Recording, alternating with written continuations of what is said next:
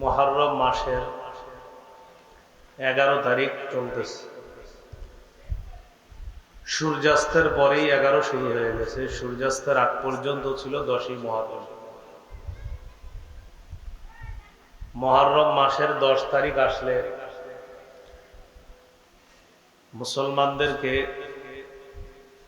যে বিষয়টা সবচেয়ে বেশি নাড়া দেয় সেটা হলো 10ই মুহররম কারবালার প্রান্তরে মর্মান্তিকভাবে রাসূলুল্লাহ সাল্লাল্লাহু আলাইহি সাল্লামের নাতি হুসাইন রাদিয়াল্লাহু তাআলা আনহুকে নির্মমভাবে শহীদ করার ঘটনার মুসলমানদেরকে নাড়া দেয়।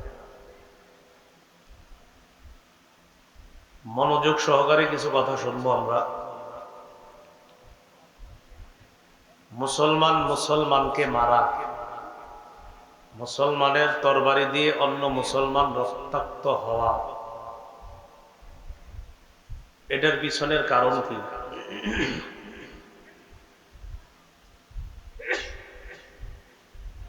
এই কথাগুলো শোনার আগে মনোযোগ দিয়ে কয়েকটা কথা মনে রাখবো, আমরা স্মরণ করব এবং স্মরণে রাখার চেষ্টা করব। ইসলামী রাষ্ট্র ব্যবস্থায় যিনি খলিফাতুল মুসলিমিন হন, মুসলমানদের খলিফা যিনি হবেন, যিনি আমির হবেন, মোটামুটি গবেষণা করলে মুসলমানদের খলিফা নির্বাচনের পদ্ধতি 4টি পাওয়া যায়। কয়টি? 4টি। 1 নম্বর পদ্ধতি ইশারা ইঙ্গিত। রাসূলুল্লাহ সাল্লাল্লাহু আলাইহি সাল্লাম দুনিয়া থেকে বিদায় নেওয়ার আগে সরাসরি তার পরবর্তী খলিফা কে হবেন এটা সরাসরি রাসূল বলেন নাই, তবে ইশারা করে গিয়েছেন কে হবেন। যেমন মুসলমানদের যিনি খলিফা হবেন তিনি মুসলমানদের মসজিদের ইমামও হবেন। যিনি সাধারণত খলিফা হতেন তিনি ইমাম খতিব হতেন, ঈদগাহের নামাজ পড়াইতেন। রাসূলুল্লাহ সাল্লাল্লাহু আলাইহি সাল্লাম যখন অসুস্থ হলেন, সাহাবায়ে কেরাম মসজিদে নামাজের জন্য অপেক্ষায় আছে। নবীজি বললেন, মুরু আবা বকরিন ফাল্যুসাল্লি বিন-নাস, তোমরা আবু বকরকে আদেশ করো, বলো সে যেন মুসলমানদেরকে নামাজ পড়ায়। নবীর জীবদ্দশায় নবীজি বললেন, আবু বকরকে বলো তাদেরকে নামাজ পড়ানোর জন্য। অন্য হাদিসে আসছে, আমার রাসূলুল্লাহ সাল্লাল্লাহু আলাইহি ওয়াসাল্লাম আবা বকরিন আইয়ুসাল্লিয়া বিন-নাস ওয়া কানা আবু বকরিন ইউসাল্লি বিহিম। রাসূলুল্লাহ সাল্লাল্লাহু আলাইহি সাল্লাম আবু বকর সিদ্দিক রাদিয়াল্লাহু তাআলা আনহুকে নামাজ পড়ানোর হুকুম দিয়েছেন। নবী দুনিয়াতে থাকতেই আবু বকর সিদ্দিক মুসলমানদের নামাজের ইমামতি করছেন। এখান থেকে ইঙ্গিত পাওয়া যায় যে আমার পরে যে মুসলমানদের দায়িত্ব নিবে, যেহেতু নামাজ এত বড় একটা দায়িত্ব, গুরুত্বপূর্ণ পদে নবী থাকতেই আবু বকরকে দায়িত্ব দিয়েছেন। এখান থেকে বোঝা যায় যে আমার অবর্তমানেও মুসলমানদের গুরুত্বপূর্ণ দায়িত্ব ভার গ্রহণ করবে যে আমার পরে, সে আবু বকরই হবে। এটা কি সরাসরি না ইঙ্গিত? ইঙ্গিত। সহিহ বুখারীর একটা বর্ণনা, ৭৩৬০ নম্বর হাদিস, জুবাইর ইবনে মুতিম রাদিয়াল্লাহু তাআলা আনহুর বর্ণনা। তিনি বলেন, আন্না ইমরাআতান আতাত রাসূলুল্লাহ সাল্লাল্লাহু আলাইহি ওয়াসাল্লাম। একদম মন দিয়ে শুনবেন, আজকের কথাগুলো মনে রাখতে হবে। অনেকগুলো কথা বলা হবে, শুধু মনে রাখবেন। এক মহিলা রাসূলুল্লাহ সাল্লাল্লাহু আলাইহি সাল্লামের কাছে আসলেন। ফাকাল্লামাতহু ফি শাই, কোন একটা বিষয়ে কথা বললেন। ফাআমারাহা বিআমরিন, রাসূলুল্লাহ সাল্লাল্লাহু আলাইহি সাল্লাম তাকে একটা বিষয়ের আদেশ করলেন। ওই মহিলা নবীজিকে বললেন, ইনলাম আজিদকা, হুজুর আজকে তো আপনারে পেয়েছি, একটা বিষয়ে জানতে চেয়েছি, আপনি সমাধান দিলেন। আপনি যদি না থাকেন, আপনাকে যদি না পাই, তখন কি করব? ইনলাম আজিদকার অনুবাদ হলো যদি আপনাকে না পাই। মুহাদ্দিসিনে কেরাম ইনলাম আজিদকার ব্যাখ্যা করেছেন, ইন আসাবাকাল মাউত ফালাম আজিদকা ফামা আফআলু। আপনি যদি মৃত্যুবরণ করেন আর আপনাকে যদি খুঁজে না পাই তখন কি করব? এটুকু বুঝছেন? আজকে তো আপনি আছেন, একটা মাসালার সমাধানের জন্য আপনার কাছে আসছি, কিন্তু আপনি না থাকলে কি করবেন? রাসূলুল্লাহ সাল্লাল্লাহু আলাইহি সাল্লাম বললেন, ইনলাম তাজিদিনি ফাতি আবা বকরিন।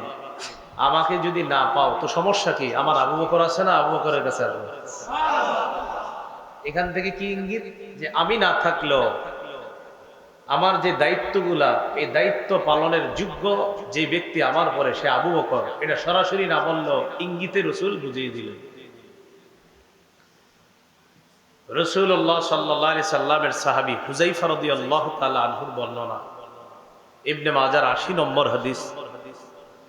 তিনি বলেন, কুন্না জুলুসান ইনদা নবী সাল্লাল্লাহু আলাইহি ওয়াসাল্লাম। আমরা আল্লাহ রাসূল সাল্লাল্লাহু আলাইহি সাল্লামের কাছে বসা। আর একটু কমান, মাইক একটু কমায় দেন। আমরা রাসূলুল্লাহ সাল্লাল্লাহু আলাইহি সাল্লামের কাছে বসা ছিলাম। তো নবীজির কাছে যখন বসা, নবীজি কথা বলতে বলতে এক পর্যায়ে বললেন, ইন্নী লা আদরি মা বাকাই ফীকুম। আমার জানা নাই আর কতদিন তোমাদের মাঝে আমি থাকব। ফাকতাদু বিল্লাযাইনি মিন বাদি ওয়া আশারা ইলা আবি বকর ওয়া উমর।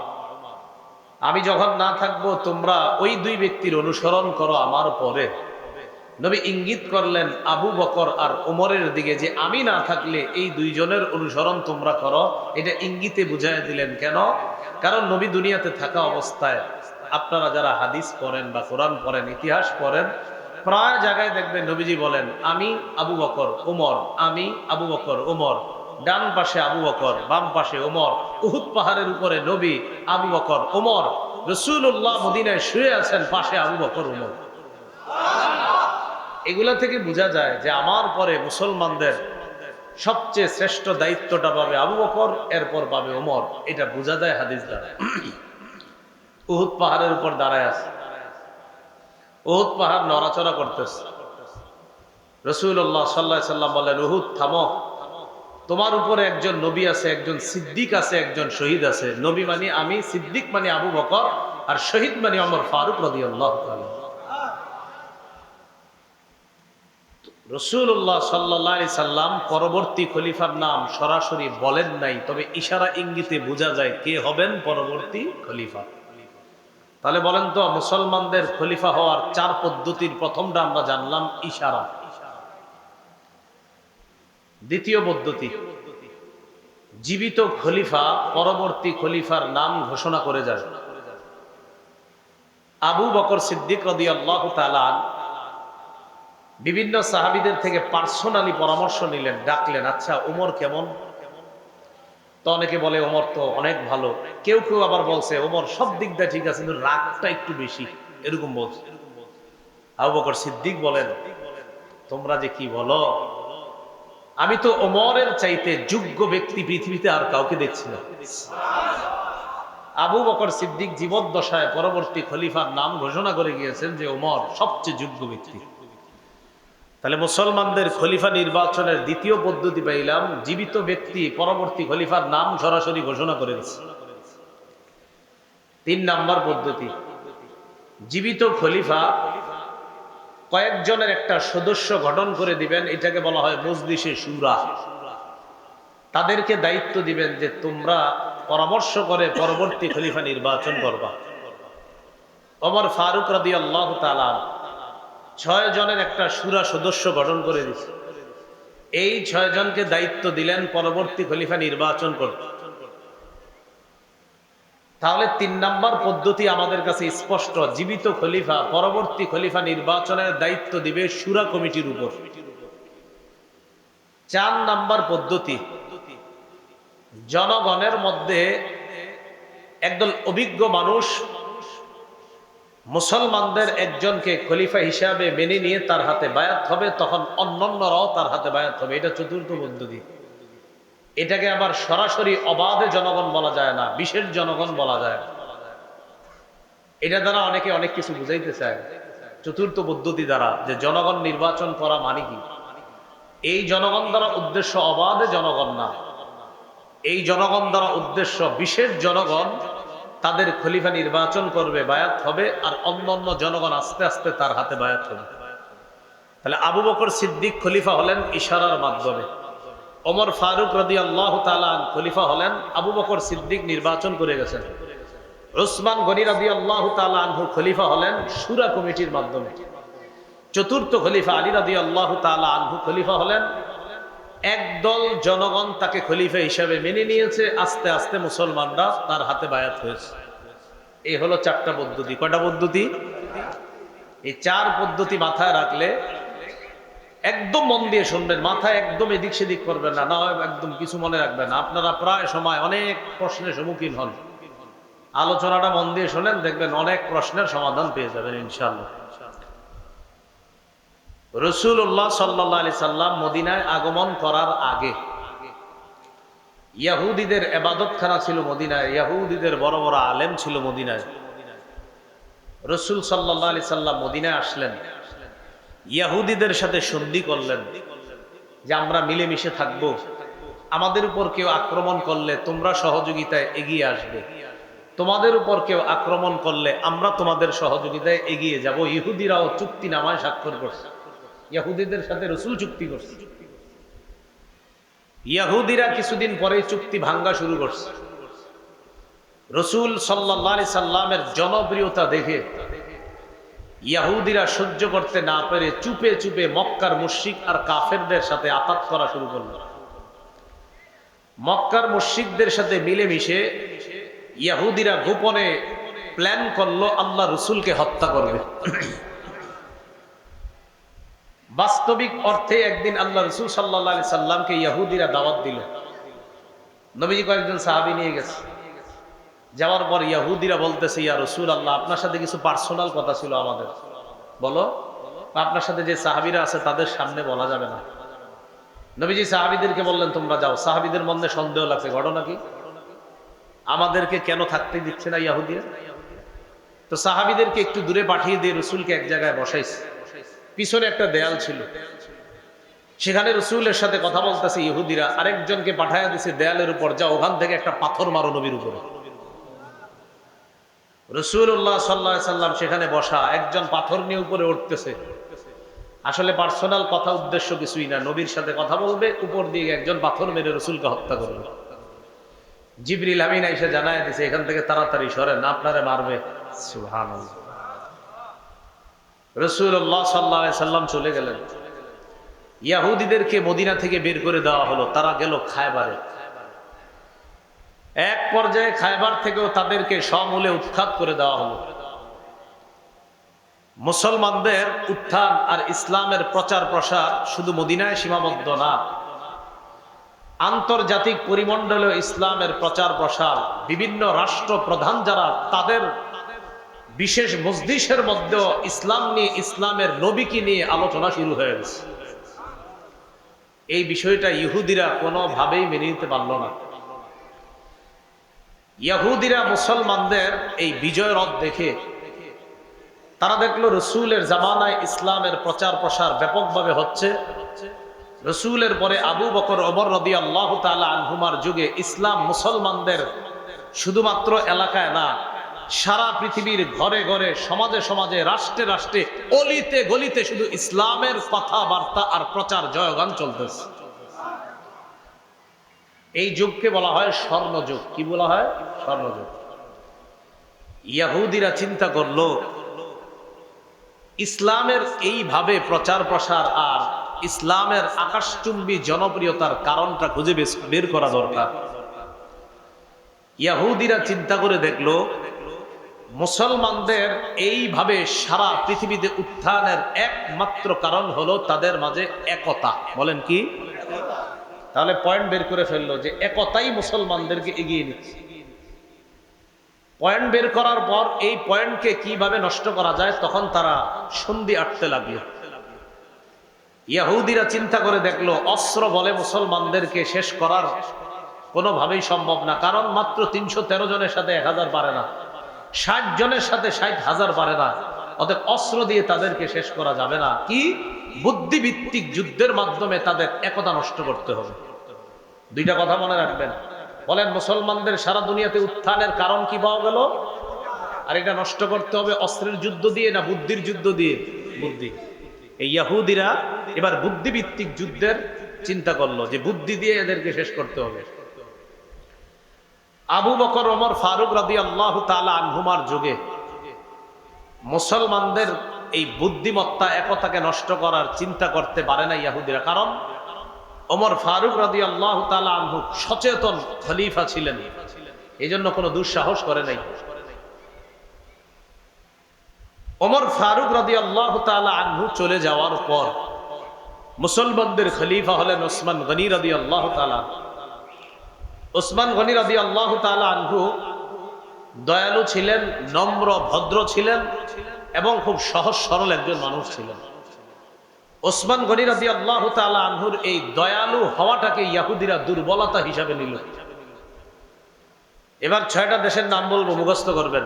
ইয়ামান, মদিনা, বসরা, কুফা, কুফা, শাম, মিশর। 1 নাম্বার ইয়ামান, 2 নাম্বার মদিনা, 3 নাম্বার বসরা, 4 নাম্বার কুফা, 5 নাম্বার শাম, 6 নাম্বার মিশর। মনে থাকবে নি? থাকবে। ইয়ামান, মদিনা, বসরা, কুফা, শাম, মিশর, এই 6টা দেশের নাম মনে রাখবেন। ইয়ামানের একটা এলাকা আছে নাম সনা। এই সনাতে এক ইহুদির জন্ম হয়, তার নাম আব্দুল্লাহ ইবনে সাবা। বলেন কি নাম? এই নামটা সারা জীবন মনে রাখবেন। মনে রাখবেন মুসলমানদের একতা নষ্ট করাই যেই খলনায়ক, তার নাম আব্দুল্লাহ ইবনে সাবা। বলেন তো মুসলমানের উত্থানের কারণ কি? একতা। একতা নষ্ট করবে কি যুদ্ধ দিয়ে? বুদ্ধির। এই একতা নষ্টকারীর খলনায়কের নাম কি? ইবনে সাবা। জন্ম কোথায়? ইয়ামানে। ইয়ামানের আব্দুল্লাহ ইবনে সাবা চিন্তা করলো একতা নষ্ট করা যায় কিভাবে। একতা নষ্ট করার জন্য লম্বা সময় ফিকির করছে। ফিকির করে আবু বকর ওমরের জামানায় একতা নষ্ট করার এই সিদ্ধান্তে সে যে বাস্তবায়ন করবে, এই সাহস সে দেখাইতে পারতেছে না। কারণ হযরত ওমর ফারুক খুব সচেতন, কোনোভাবে টের পাইলে ওর অবস্থা খারাপ হয়ে যাবে, এটা সে ভালো করে জানে। এই জন্য সে হযরত উসমান গনির শাসন আমলকে দুর্বলতা হিসাবে নিল, কারণ উসমান গনি খুব দয়ালু মানুষ। আব্দুল্লাহ ইবনে সাবা ইয়ামান থেকে রওনা করলো মদিনায়। মদিনায় আইসা জনগণের সামনে কালিমা পড়ে মুসলমান হইল। এই মুসলমান মানি বাস্তবিক মুসলমান না, এটা হলো তাদের সামনে একটা লেবাস ধরছে মুসলমানের। বড় দাড়ি, আল্লাহওয়ালা বুজুর্গ, সারাক্ষণ ইবাদতে কাটায় আব্দুল্লাহ ইবনে সাবা। একদিন ওসমান গনি রাদিয়াল্লাহু তাআলা আনহুকে বলল, আপনি চাইলে আমাকে মদিনার কোনো দায়িত্ব দিয়ে দিতে পারেন। ওসমান গনি রাদিয়াল্লাহু তাআলা আনহু বললেন, মদিনার দায়িত্ব তোমাকে দিব? হযরত ওসমান গনি যেহেতু একজন শাসক, উনি বুদ্ধির মাধ্যমে চিন্তা করে দেখলেন এই লোকের সিদ্ধান্ত আর এই লোকের চিন্তা চেতনা মনে হয় তেমন একটা ভালো না। ওসমান গনি বুঝতে পারছে, সরাসরি বলে দিলেন, তুমি যোগ্য না কোনো দায়িত্বের।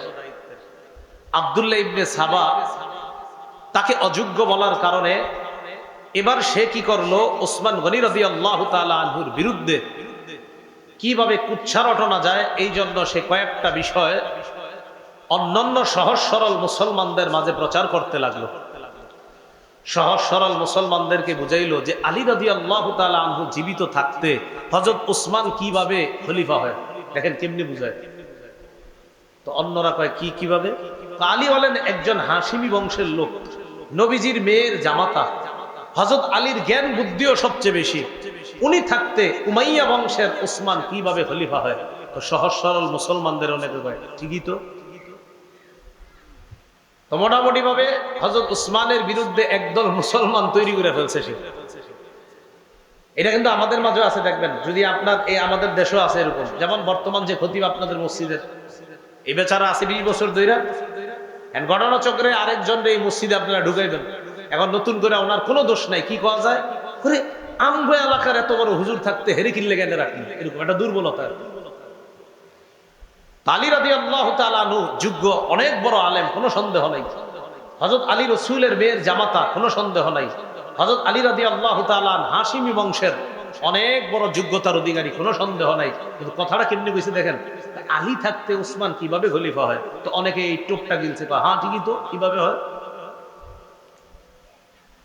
হযরত আলী রাদিয়াল্লাহু তাআলা আনহুর ব্যাপারে এইগুলা বলা বলি শুরু করছে। আলীর কানে কিন্তু এগুলা যায় না, কারণ হযরত আলীর কানে যদি এগুলা যাইতো তো ওরে সহায়তা করতে। হযরত ওসমান গনি তার দূরদর্শিতা বুঝতে পেরে তাকে মদিনা থেকে বের করে দিয়েছে। আসছে কোত্থেকে? এখন আছে কোথায়? মদিনায়। মদিনা থেকে বের করে দেওয়ার পর গেল বসরায়। হাসান বসরি রহমতুল্লাহ নাম শোনেন নাই? এই বসরা। বসরায় যাওয়ার পর হযরত ওসমান রাদিয়াল্লাহু তাআলা আনহুর বিরুদ্ধে বসরায় কথা বলা শুরু করলো। বসরার গভর্নর যিনি ছিলেন তিনি বুঝতে পারলেন, বুঝতে পেরে আব্দুল্লাহ ইবনে সাবাকে বসরা থেকে বের করে দিল। বসরা থেকে বের করে দেওয়ার পর সে গেল কুফায়। কুফায় যাওয়ার পর হযরত ওসমানের বিরুদ্ধে আগে থেকে কিছু লোক ছিল সেখানে। আব্দুল্লাহ ইবনে সাবা এটারে কাজে লাগাইল। ওসমানের বিরুদ্ধে যে লোকগুলা তাদেরকে গিয়ে বলতে লাগলো যে হযরত ওসমান বাইতুল মাল থেকে রাষ্ট্রীয় সম্পদ আত্মসাৎ করে আত্মীয় স্বজনদের মাঝে বন্টন করে স্বজন প্রীতির পরিচয় দিয়েছে। বলেন নাউজুবিল্লাহ। ওসমান রাদিয়াল্লাহু তাআলা আনহুর বিরুদ্ধে এই কথাগুলা রটায় লাগলো। কুফার গভর্নর এই কথা বুঝতে পেরে তাকে কুফা থেকে বের করে দিল। কুফা থেকে বের করে দেওয়ার পর এই লোক গেল শামে। শামের গভর্নর যিনি ছিলেন তখন আমিরে মুআবিয়া রাদিয়াল্লাহু তাআলা। মনে রাখবেন, সারা পৃথিবীতে যারা তীক্ষ্ণ বুদ্ধির অধিকারী শাসক ছিলেন তাদের মাঝে একজন ছিলেন মুআবিয়া রাদিয়াল্লাহু তাআলা। আমিরে মুআবিয়া রাদিয়াল্লাহু তাআলা আনহুর বুদ্ধিমত্তার কারণে ভয়ে সাহসও করে না আব্দুল্লাহ ইবনে সাবা যে কিছু বলবে। সে কিন্তু বড় মুসলমান হিসেবে সবার কাছে পরিচিত, মানে অনেক বড় মুসলমান, দাড়ি লম্বা, টুপি সব ঠিক আছে। সাহস করে একদিন রাসূলের এক সাহাবী আবু দারদা, তিনি তখন শামে আছে। শামের গভর্নরকে মুআবিয়া। তো আবু দারদা রাদিয়াল্লাহু তাআলা নবীর এক সাহাবী, তিনিও শামে আছেন। তো একদিন সাহস করে আবু দারদা রাদিয়াল্লাহু তাআলা আনহুকে ওসমান রাদিয়াল্লাহু তাআলা আনহুর বিরুদ্ধে কিছু কথা বলছে। আবু দারদা তার কথা শুনে কয়, তোমার কথা ইহুদিদের জ্ঞান পাওয়া যাইতেছে। তুমি কি ইসলাম প্রচার করো না ইহুদিবাদ প্রচার করো? সত্যি করে বলো। সে ভয় পেয়ে গেছে, আর কোনো কথা বলে না। লম্বা সময় শামে থাইকে আবার আরেকদিন রাসূলের আরেক সাহাবী উবাদা ইবনে সামিত রাদিয়াল্লাহু তাআলা আনহুকে হযরত ওসমানের বিরুদ্ধে কথা বলার পর উবাদা ইবনে সামিত কিছু না বইলা হাত ধইরা সুজা আমিরে মুআবিয়ার কাছে নিয়ে গেছে। চলো, তোমারে ভালো মনে হইতেছে না, তুমি ইসলাম প্রচার করো না অন্য কিছু? আমিরে মুআবিয়া তার কথা শুইনা সাথে সাথে বুঝতে পারছে এর উদ্দেশ্য ভালো না। কিন্তু আবার তারে কিছু বলাও সম্ভব না, কারণ তার অলরেডি জনগণ তৈরি হয়ে গেছে অনেক। আবার সে একজন বড় মুসলমান হিসাবে সবার কাছে পরিচিত। এই জন্য মনে রাখবেন, আমাদের দেশে অনেক বেদাতি সহ্য করে ওলামায়ে কেরাম সরাসরি কিছু বলে না কেন? কারণ বললে আপনারাই বলবেন, দেখো এক হুজুর আরেক হুজুরে দেখতে পারে না। আমিরে মুআবিয়া রাদিয়াল্লাহু তাআলা তাকে বের করে দিলেন শাম থেকে, গেল মিশর। মনে আসেনি 6 দেশ? ইয়ামান থেকে আসলো মদিনায়, মদিনা থেকে বসরা, বসরা থেকে কুফা, কুফা থেকে শাম, শাম থেকে মিশর। মিশরে যাওয়ার পর মিশরে গিয়ে দেখলো ওসমান রাদিয়াল্লাহু তাআলা আনহুর বিরুদ্ধে মিশরের অনেকগুলা লোক আগে থেকে আছে। মুহররম মাস আসলে যেই সমস্ত উল্টাপাল্টা কাজগুলা হয়, মনে রাখবেন এই উল্টাপাল্টা কাজগুলার সূচনা বেশি হয়েছে মিশর থেকে। মিশরে যাওয়ার পর সে তার মতবাদ ভালোভাবেই প্রচার করতে লাগলো। তার মিশন বাস্তবায়ন করার জন্য সে মিশরকে বেছে নিল। মিশনের জন্য মিশর, মিশর বাস্তবায়নের জন্য মিশর। লম্বা একটা সময় অতিক্রম করলো সেখানে এবং বড় একটা দল তৈরি করে ফেলছে। ততক্ষণ পর্যন্ত মিশরের গভর্নর তার দুর্বিসন্ধি বুঝতে পারে নাই। এক পর্যায়ে যখন বুঝতে পারলো, ততক্ষণে সে তার বিশাল এক জামাত তৈরি করে ফেলছে। মিশরের গভর্নর তাকে মিশর থেকে বের করে দিল। কিন্তু এবার আর সে একা না, লম্বা সময় থাকার কারণে বিশাল বড় এক বাহিনী নিয়ে সে রওনা করলো। আগে থেকে তার কিছু বাহিনী ছিল বসরায় আর কুফায়। 3 জায়গায় মোটামুটি সফল, বসরা, কুফা আর মিশর। এই 3 জায়গা থেকে তার মোটামুটি একটা দল নিয়ে রওনা করলো আবার মদিনায়। মদিনার খলিফাকে ওসমান গনি রাদিয়াল্লাহু তাআলা। মদিনায় না ঢুইকা মদিনার আশেপাশে প্রচার চালাইতে লাগলো, হযরত ওসমানের বিরুদ্ধে কয়েকটা কথা বলতে লাগলো। মনে রাখবেন, এক, ওসমান স্বজন প্রীতি করে, আওয়াজ দিয়ে বলেন নাউজুবিল্লাহ। দুই নাম্বার, হযরত ওসমান কম বয়সী সাহাবীদেরকে অথবা কম বয়সী যুবকদেরকে বিভিন্ন এলাকার গভর্নর বানায় দিছে। এটা ওসমানের বিরুদ্ধে হুদাই, মানে একটা কথা বইলা তো বলতে হবে। দ্বিতীয় অভিযোগ। তিন নম্বর অভিযোগ, ওসমান মারওয়ান ইবনে হাকামকে মক্কায় ঢোকার অনুমতি দিছে। চার নম্বর অভিযোগ, আব্দুল্লাহ ইবনে সাদ, যিনি আফ্রিকার বিজেতা, এই আব্দুল্লাহ ইবনে সাদকে হযরত ওসমান অনেক পুরস্কার দিয়েছে, এটা ঠিক করে নাই। এইগুলা বইলা তার দলে অনেক লোক তৈরি করে ফেলছে। ওসমান গনি রাদিয়াল্লাহু তাআলা আন তার ব্যাপারে শুইনা যে এই লোক তো আবার ঝামেলা শুরু করছে, এবার ওসমান গনি তাকে ডাকলো। সে তার দল বল নিয়ে ওসমান গনি রাদিয়াল্লাহু তাআলা আনহুর কাছে আসছে। আসার পর এই বারবার উপরের দিকে, এই যে এগুলা তোমরা বারবার উপরের দিকে মারবা না, সমস্যা হচ্ছে। ওসমান গনি রাদিয়াল্লাহু তাআলা তাদেরকে জিজ্ঞাসা করলেন, আচ্ছা তোমাদের সমস্যা কোথায়? তো এবার বলতে লাগলো চারটা সমস্যা। এক নাম্বার, আপনি বাইতুল মাল, রাষ্ট্রীয় সম্পদ আপনার আত্মীয় স্বজনদেরকে দিয়ে আপনি স্বজন প্রীতি করলেন। ওসমান গনি রাদিয়াল্লাহু তাআলা জবাব দিলেন যে দেখো, আল্লাহ আমারে এত সম্পদ দান করছে, আমি এ পর্যন্ত খলিফা হিসাবেও রাষ্ট্রীয় কোষাগার থেকে একটা টাকাও ভাতা গ্রহণ করি নাই।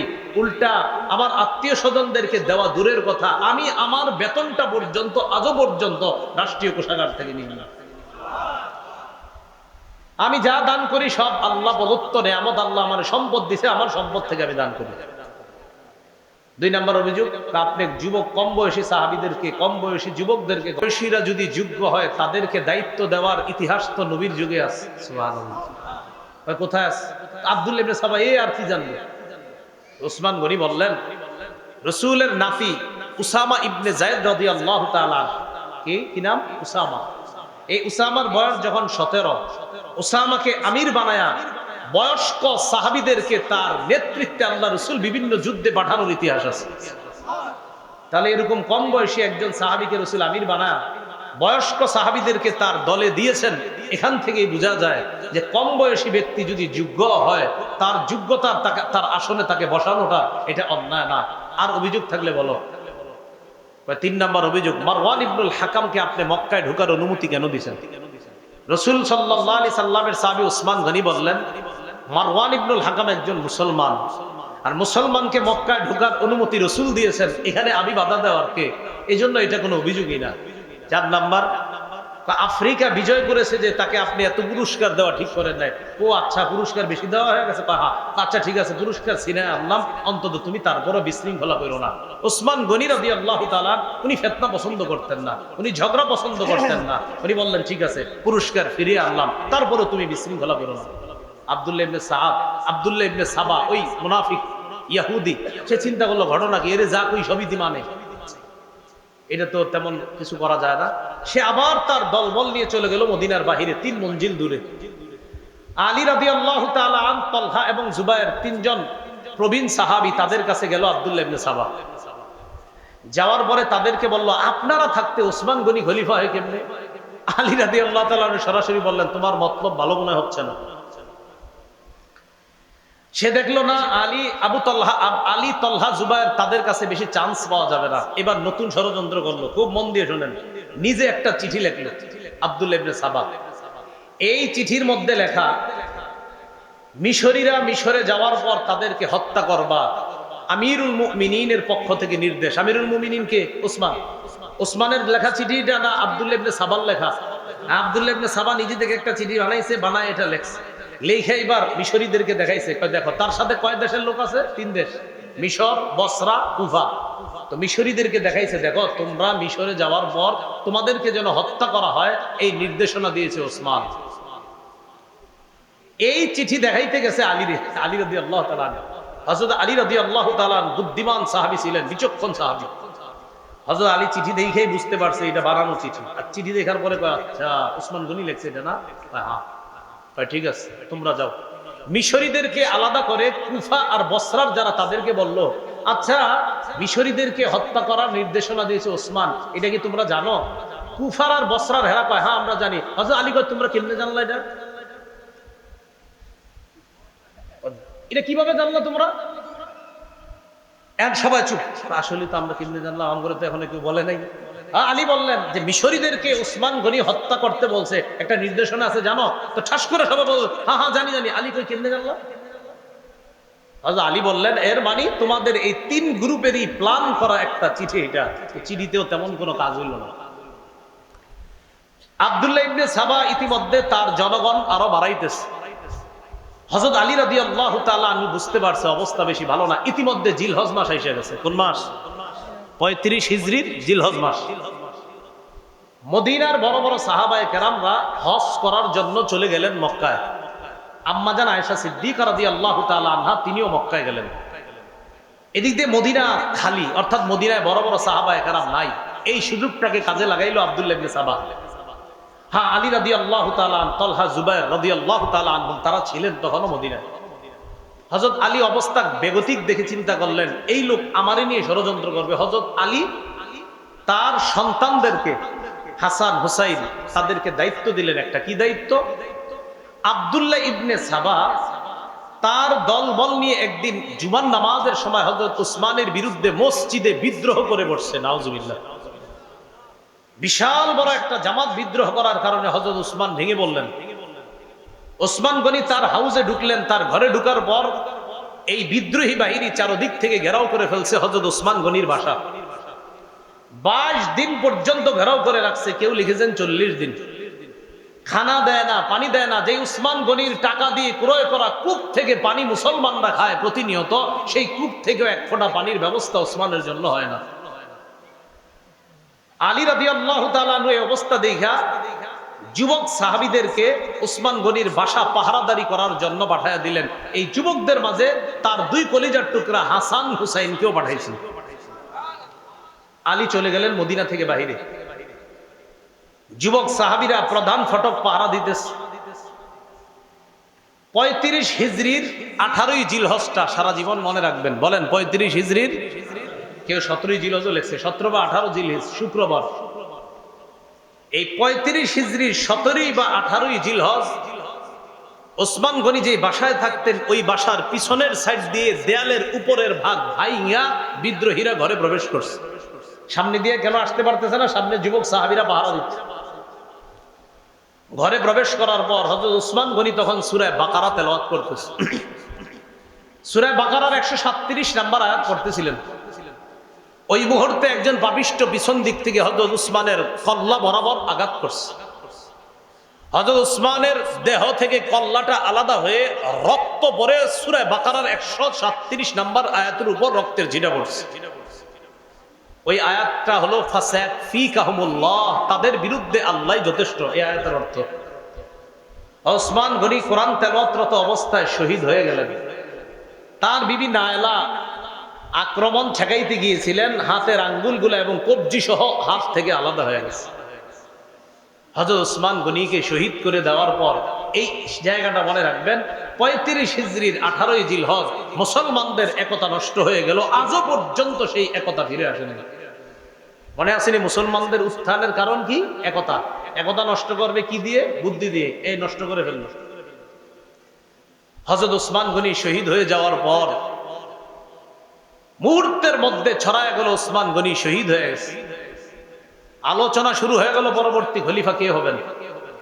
বিদ্রোহীরা চিন্তা করলো, আব্দুল্লাহ ইবনে সাবা সহ বিদ্রোহীরা চিন্তা করলো যে পরবর্তী খলিফা যদি নগদ কেউ হয়ে যায়, আর এই খলিফা প্রথমেই কি করবে? ওসমান হত্যার বিচার করবে।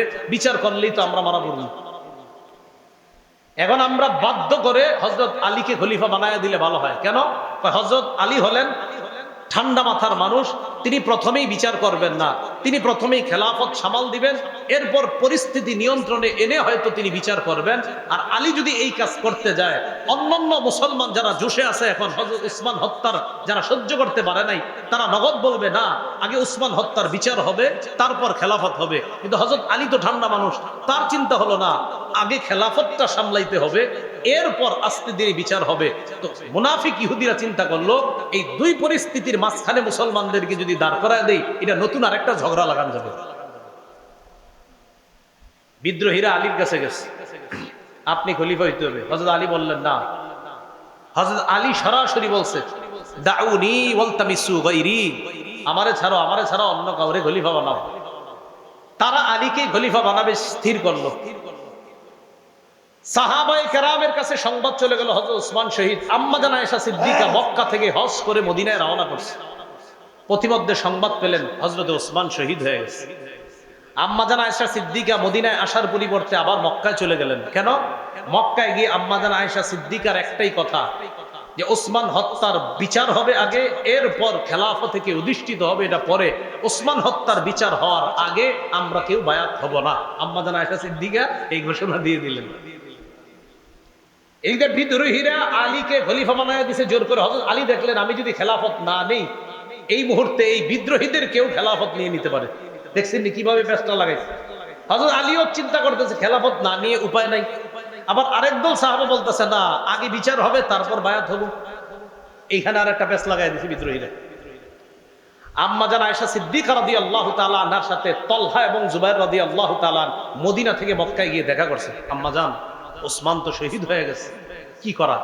আম্মা জান আয়েশা সিদ্দিকা বললেন, শাহাদাতের প্ল্যান কোত্থেকে হয়েছে? কয় বসরা আর কুফা থেকে। কয় চলো বসরা আর কুফায় যাব, সেখান থেকে আমরা ওসমান হত্যার বদলার প্ল্যান করব। কি বলতেছে আম্মা জান আয়েশা সিদ্দিকা রাদিয়াল্লাহু তাআলা আনহা। তিনি চলে গেলেন, রওনা করলেন বসরা। এদিক দিয়ে আলী রাদিয়াল্লাহু তাআলা আনহু যখন জানলেন যে আমার শাশুড়ি আম্মা জান আয়েশা সিদ্দিকা রাদিয়াল্লাহু তাআলা না কি হয়, যে আম্মা জান তো রওনা করছে বসরায়, আর বসরায় এই জন্যই যাচ্ছে যে ওসমান হত্যার বদলা। হযরত আলী রাদিয়াল্লাহু তাআলা চিন্তা করলেন, তাহলে আমিও বসরায় যাই, বসরায় গিয়ে আম্মা জানের সাথে কথা বলা দরকার। এদিক দিয়ে হযরত আলী রাদিয়াল্লাহু তাআলা আনহু রওনা করলেন, ওই দিক দিয়ে আম্মা জানও বসরায় রওনা করছে। বিদ্রোহীরা চিন্তা করলো, সর্বনাশ, বসরায় গিয়ে যদি দুই দলের মাঝে মিটমাট হয়ে যায়, বিপদে পড়বো আমরা। কথাগুলা কি বুঝতেছেন সবাই? একদম মাথায় দিক সেদিক নিয়েন না, খুব গুরুত্বপূর্ণ তথ্য আসবে সামনে। হযরত আলী রাদিয়াল্লাহু তাআলা আনহু বসরায় গেলেন, আম্মা জান আয়েশা সিদ্দিকা রাদিয়াল্লাহু তাআলা আনহাও গেলেন। ওইদিক দিয়ে আমিরে মুআবিয়া শাম দেশ থেকে আম্মা জানের সাথে দেখা করতে আসছে। আমিরে মুআবিয়া রাদিয়াল্লাহু তাআলা আনহুরও এক দাবি, আগে ওসমান হত্যার বিচার হবে তারপর আমরা বায়াত হব। তাহলে দাবিতে আম্মা জান আয়েশা, আমিরে মুআবিয়া তারা এক হয়ে গেলেন।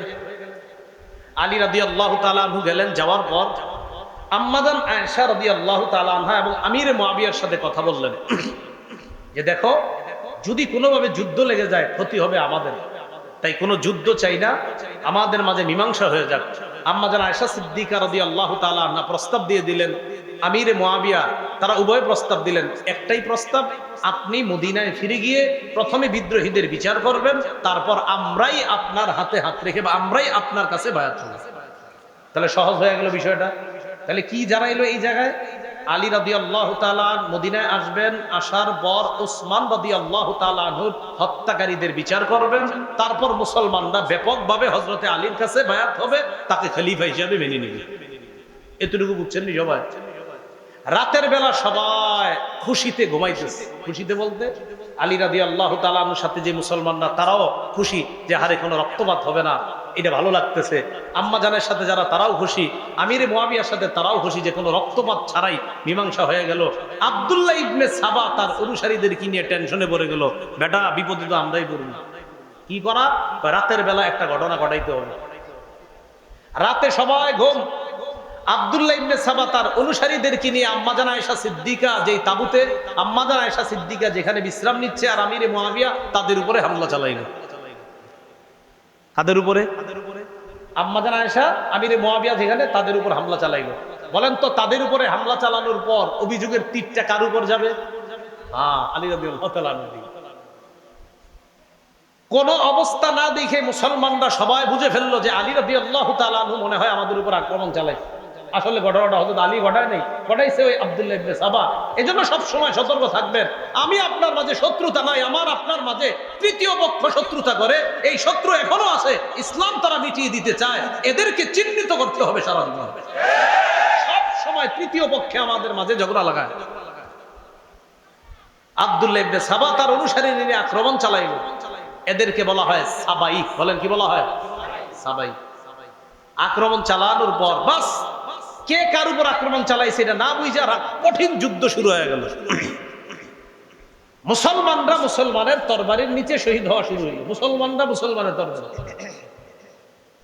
আলী রাদিয়াল্লাহু তাআলা আনহু তো জানেন যে এই যুদ্ধ তো এই আক্রমণ তো আমাদের পক্ষ থেকে হয় নাই, কিন্তু এখন যতই বলবে বোঝানো যাবে না। আম্মাজান যেই ওটের উপরে ছিল এই ওট বরাবর একটা তীর মারছে। আম্মাজানের ওট পড়ে গেছে, তো আম্মাজান বসে গেছে, যুদ্ধ থেমে গেছে। আম্মাজান যতক্ষণ ছিল ওটের উপরে ততক্ষণ যুদ্ধ চলছে। হ্যাঁ, আম্মাজান এখনো আছে। তো তৎকালীন নিয়ম ছিল যে যিনি প্রধান থাকে তিনি যখন আপনার বসে যায় তখন এমনি যুদ্ধ থেমে যায়। তো আম্মাজান আয়েশা সিদ্দিকা ওটের উপর ছিল, এটাকে বলা হয় জামাল। এই জন্য এই যুদ্ধটার নাম জঙ্গে জামাল বা ওটের যুদ্ধ বা উষ্টির যুদ্ধ। আম্মাজান যখন নামলেন, আমিরে মুয়াবিয়া আম্মাজান আর আলী তাদের মাঝে কথা, আম্মাজান আমরা তো কেউ আক্রমণ করি নাই, তাদের মাঝে ভুল বুঝাবুঝিতে হয়ে গেছে, তখন বুঝে আসছে। তো বুঝে এসে লাভটা হলো কি, এর আগে মুসলমানদের প্রচুর পরিমাণ শহীদ হয়ে গেছে। এমনকি তলহা আর জুবাইর রাদিয়াল্লাহু তাআলা আনহু বড় বড় দুই সাহাবী তারাও শহীদ হয়ে গেছে এই রাতে। হযরত তলহা রাদিয়াল্লাহু তাআলা আনহু লাশ দেখা আলী রাদিয়াল্লাহু তাআলা আনহু বলতেছিলেন, আহারে আল্লাহ রাসূল রে, কত যুদ্ধে এই তলহা প্রাচীর হয়ে কাফেরদের থেকে রক্ষা করেছে, আজকে সেই তলহা আমাদের ভুল বুঝাবুঝির কারণে শহীদ হয়ে গেছে। আম্মাজান চলে গেলেন মক্কায়। এদিক দিয়ে আলী রাদিয়াল্লাহু তাআলা আনহু কিছুদিন কুফায় অবস্থান করতেছে। এই বসরা কুফা এর মাঝামাঝি আলী রাদিয়াল্লাহু তাআলা অবস্থান করা অবস্থায় হযরত আমিরে মুয়াবিয়ার বিরুদ্ধে আলী রাদিয়াল্লাহু তাআলা আনহুর একদল বুঝাইতে লাগলো যে আমিরে মুয়াবিয়া কিন্তু আপনার বিরুদ্ধে ষড়যন্ত্র করতেছে, মিথ্যা কথা। এটা কারা? ওই সাবাই গোষ্ঠী। আলী রাদিয়াল্লাহু তাআলা আনহু কি করলেন, আমিরে মুয়াবিয়াকে শামের গভর্নর পদ থেকে হটায়া দিলেন।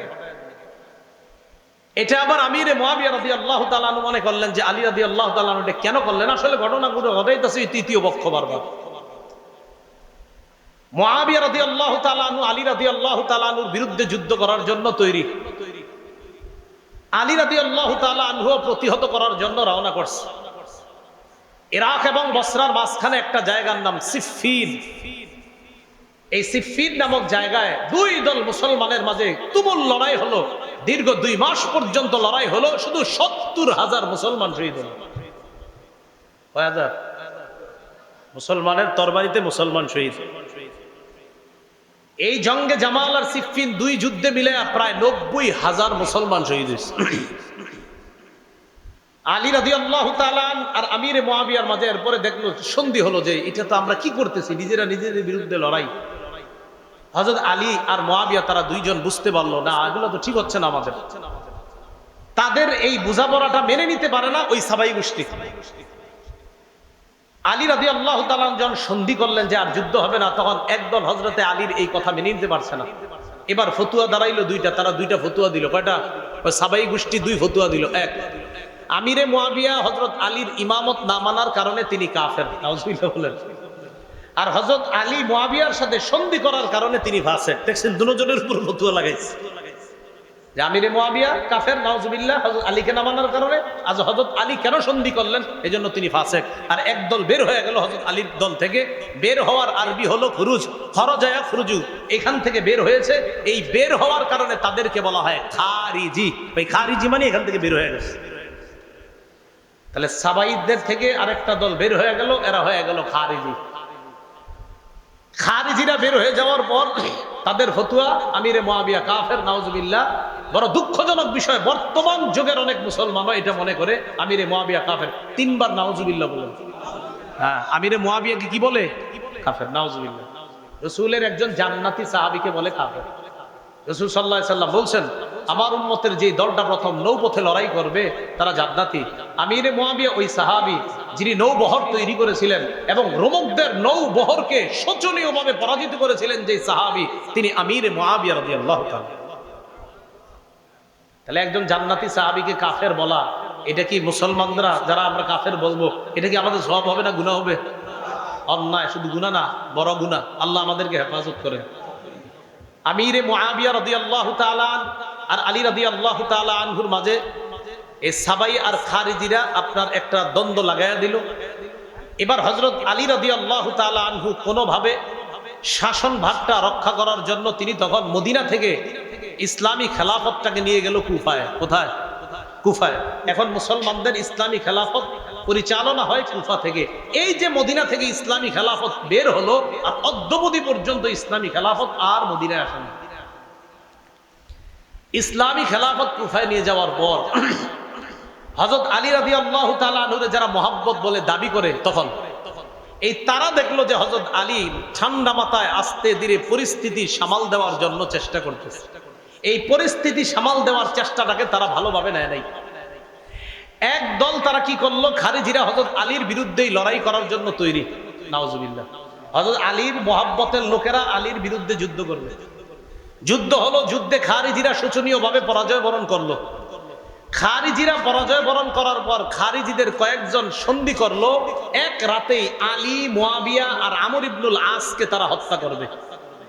দেখছেন নি, এতদিন যাদেরকে বলতো কাফের, আমিরে মুয়াবিয়ার আলীকে এতদিন আলাদা চোখে দেখতো না, এখন তারা চিন্তা করলো না, আমগো শত্রু আলীও, মুয়াবিয়াও, আমর ইবনুল আস, তিনজন আমগো শত্রু। তারা চিন্তা করলো যে তিনজনকে রাতে হত্যা করতে হবে।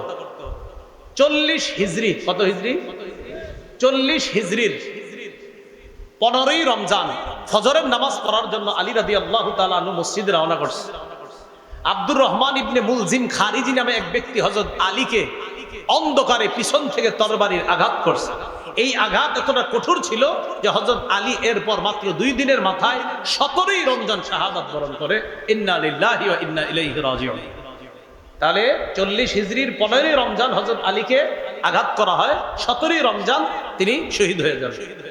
আমিরে মুয়াবিয়াকে ওই রাতে আঘাত করা হয়েছে, কিন্তু তিনি প্রতিহত করতে পেরেছিলেন, তাকে তেমন ক্ষতি করতে পারে নাই। আমর ইবনুল আস ঘটনাচক্রে ওই রাতে নামাজে না বের হয়ে আরেকজনকে পাঠাইছিলেন। আরেকজনকে পাঠানোর কারণে ওই ব্যক্তি অন্ধকারে মনে করছে এটাই মনে হয় আমর ইবনুল আস, এরে মারছে। তখন আমর ইবনুল আসের পরিবর্তে ওই ব্যক্তি নিহত হয়ে গেছে, শহীদ হয়ে গেছে। তাহলে এক রাতে 3 জনের উপর হামলা চালানো হয়েছে। কেউ বলেন ভিন্ন রাতেই হামলা চালাইছে, হামলায় 2 জন শহীদ। এর মধ্যে হযরত আলী শহীদ হলেন, আমিরে মুয়াবিয়াকে হামলা চালানো হয়েছে, তিনি শহীদ হননি। আমর ইবনুল আস মনে করে আরেকজনকে হামলা চালানো হয়ে গেছে, তিনি শহীদ হয়ে গেছেন।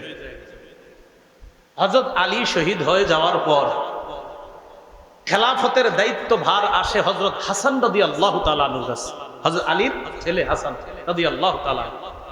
হযরতে হাসান খেলাফত নেওয়ার পর তিনি চিন্তা করলেন যে মুসলমানের এই খেলা এই কতদিন চলবে। আর হযরত হাসানের ব্যাপারে আল্লাহ রাসূল বুখারীর বর্ণনা আছে, বলেছিলেন আমার এই নাতি, এভাবে বলছে আমার এই নাতি, আমার এই সন্তান বলছে আমার এই নাতি এত মহব্বতের, এত আমার এই নাতির মাধ্যমে আমি আশাবাদী আল্লাহ 2টা দলের মধ্যে চলমান বড় ফিতনাকে আল্লাহ রক্ষা রহিত করে দিবেন। রাসূল জীবদ্দশায় বলেছিলেন আমার এই নাতির মাধ্যমে। হযরত হাসান খেলাফত পাওয়ার পর 5-6 মাস কম বেশি হবে খেলাফতে অধিষ্ঠ থাকার পর হযরত হাসান নিজে গিয়ে আমিরে মুয়াবিয়াকে বললেন, চাচা আর কতদিন এগুলা চলবে, আমি আপনাকে যথেষ্ট যোগ্য মনে করতেছি, তাই খেলাফতের দায়ভার আপনাকে দিয়ে মুসলমানদের মাঝে এই বড় ফিতনা আমি রহিত করতে চাই। হযরত হাসান আমিরে মুয়াবিয়ার হাতে খেলাফতের দায়িত্ব দেওয়ার পর কিছুদিনের মধ্যে সারা পৃথিবীর মুসলমানদের মাঝে আবার শান্তির সুবাতাস বওয়া শুরু হলো। আমিরে মুয়াবিয়ার জামানায় ইসলাম আবার চতুর্দিকে ছড়ায় পড়া শুরু করলো। সুবহানাল্লাহ। আফগানিস্তানের কান্দাহার, কাবুল, বেলুচিস্তান, পাকিস্তানের লাহোর পর্যন্ত ইসলামের বিজয় পতাকা উড়ে শুরু করলো পাকিস্তান। আমিরে মুয়াবিয়ার জামানায় আফ্রিকার পুরো অঞ্চলগুলো, কঠিন কঠিন যে অঞ্চলগুলো যেখানে ইসলাম প্রচার করাটা কষ্ট ছিল, এই অঞ্চলগুলো আল্লাহ বিজয় দান করলেন। তো বেলুচিস্তান, পাকিস্তানের লাহোর, আফগানিস্তানের কাবুল, কান্দাহার এগুলা সহ আপনার সুদূর মিশর থেকে মরক্কো পর্যন্ত আপনার ইসলামের জয় জয়কর অবস্থা যখন এইভাবে চলতেছিল, খুব সুন্দর চলতেছে। হযরত হাসান রাদিয়াল্লাহু তাআলা 49 অথবা 50 হিজরিতে হযরত হাসান ইন্তেকালের পর কুফার কিছু জনগণের মাঝে আবার শয়তান সাবাই গোত্ররা খোঁচা শুরু করছে। আপনার 41 হিজরি থেকে মোটামুটি আবার সুবাতাস ইসলামের। হযরত হাসান যখন আমিরে মুয়াবিয়ার হাতে খেলাফত দিয়ে দিল, আবার সুন্দর চলতেছে। তো হযরত হাসান ইন্তেকাল করছে 49 বা 50 হিজরিতে। কুফার কিছু লোক ওই সাবাই বা ওই শিয়া বা খারিজিদের চক্রান্তে আবার খোঁচানো শুরু করছে। কয় কি, যেহেতু হাসান মারা গেছে, এক কাজ করা দরকার কি, হুসাইনরে আমরা চিঠি পাঠাই যে আপনি খেলাফতের যোগ্য, আপনি আসেন।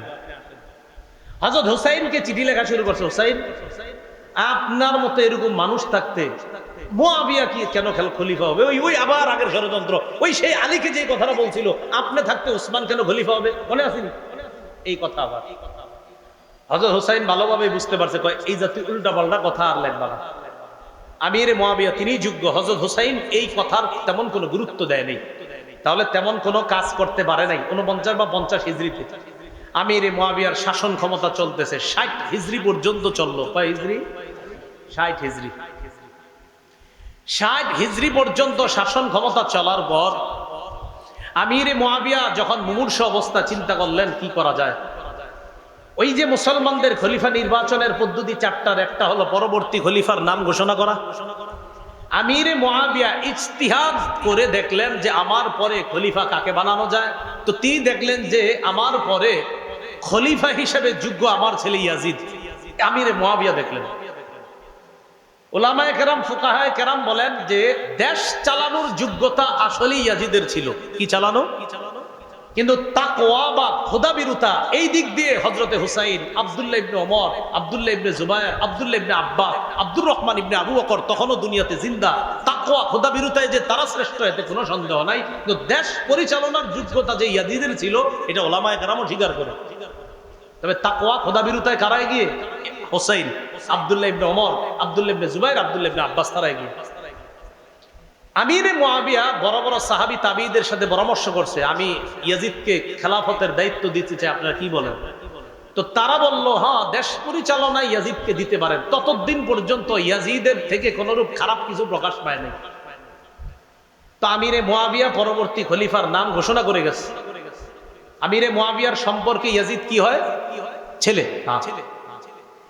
ইয়াজিদ যে খেলাফতের যোগ্য না, এই কথাটা হুসাইন রাদিয়াল্লাহু তাআলা আনহু সহ সাহাবায়ে কেরাম কেউ অস্বীকার করে নাই, যোগ্য না। তবে হুসাইন রাদিয়াল্লাহু তাআলা আনহু চেয়েছেন না, বাপের ছেলে খলিফা হবে, এই পন্থাটা বের রহিত হওয়া দরকার। এটা যদি প্রতিষ্ঠিত হয় তো দুনিয়াতে দেখা যাবে বাবার অযোগ্য ছেলেরাও খলিফা হওয়া শুরু হবে।